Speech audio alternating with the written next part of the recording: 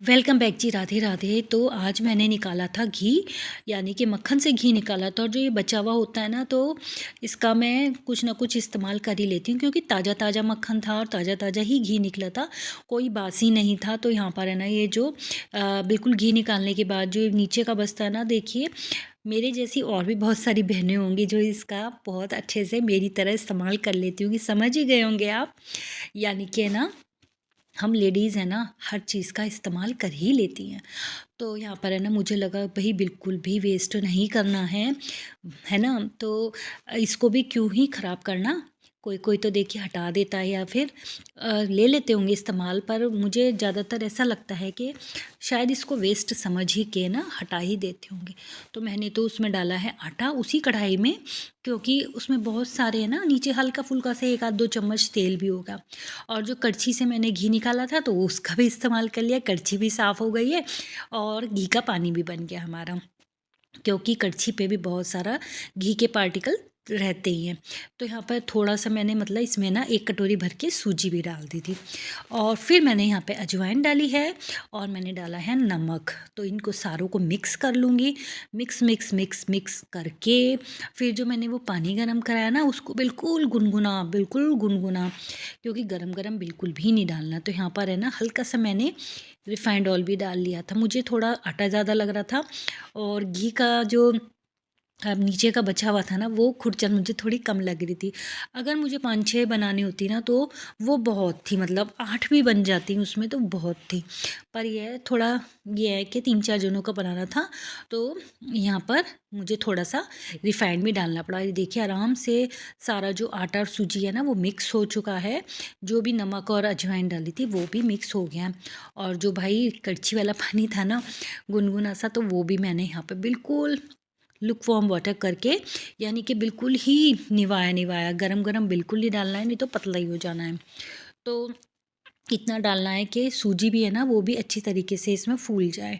तो इस तरीके से मैं यहाँ पे ये आटा बाँध लूँगी, और मैं यहाँ पर है ना, इसकी बनाऊँगी पूरी। इसके मी मतलब इसके उसमें है ना, आप मेथी भी काट के डाल सकते हैं, या फिर आपको और ज़्यादा चटपटी मसालेदार बनानी है, तो इसी में नमक, अजवाइन, वो सॉरी वो मिर्ची का पाउडर और धनिया का पाउडर भी डाल सकते हैं, और कुछ और भी जैसे अचार का मसाला भी डाल सकते हैं। तो ये हमारी बहुत ही स्पाइसी सी पूरी बन जाएगी। इसके पराठे भी बना सकते हैं, पर आज तो पूरी ही खाने का मन था।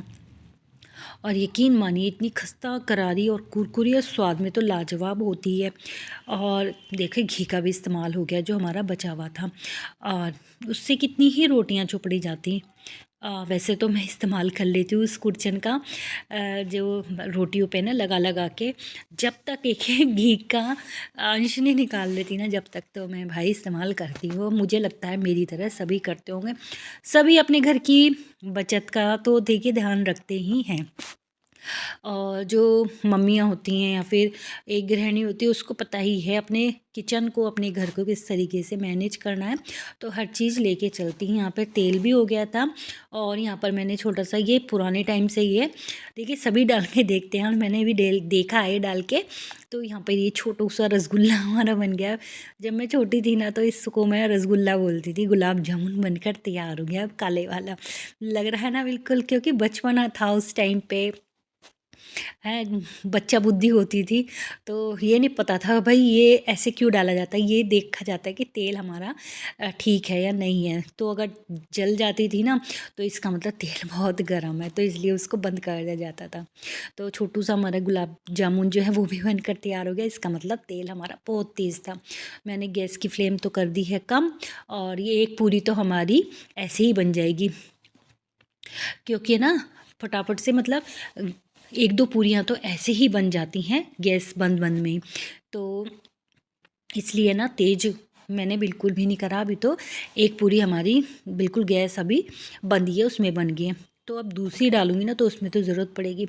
और आप देख रहे होंगे, ये इतनी ज़्यादा टेस्टी, बहुत ज़्यादा टेस्टी, मतलब नॉर्मल जो पूरियाँ हम बनाते हैं उससे कहीं ज़्यादा ये टेस्टी होती है।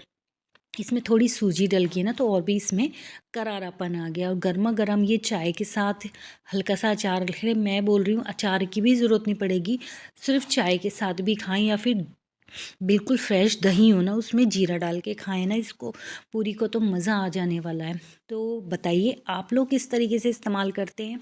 ये जो घर में घी निकालते हैं उसकी कुड़चन का, यानी कि नीचे का बचे हुए मसाले का, या फिर और है ना, सफ़र में जा रहे हो तो इसकी पूरी बना के लेके जाएँ ना, मैं बोल रही हूँ 2-3 दिन तक कहीं भी बिल्कुल सूखी नहीं होने वाली, बिल्कुल यूँ ही मुलायम की मुलायम रहने वाली हैं, क्योंकि इसमें हमारी जो घी का भी मोयन लग गया है और मसाले का भी। तो यहाँ पर हमारी एकदम गरमा-गरम बहुत ही ज़्यादा शानदार पूरियाँ हो गई तैयार। तो भाई मैं तो करती हूँ इस तरीके से इस्तेमाल, मुझे लगता है कोई ना कोई तो हर तरीके से ट्रिक निकाल ही लेता होगा। तो हमारी गरमा-गरम पूरियाँ हो गई तैयार, हमने बनाई है चाय, छोटा-सा रखा है अचार का टुकड़ा, और यकीन मानिए स्वाद-स्वाद में ना 4-5 या 6 भी खाई जाती हैं।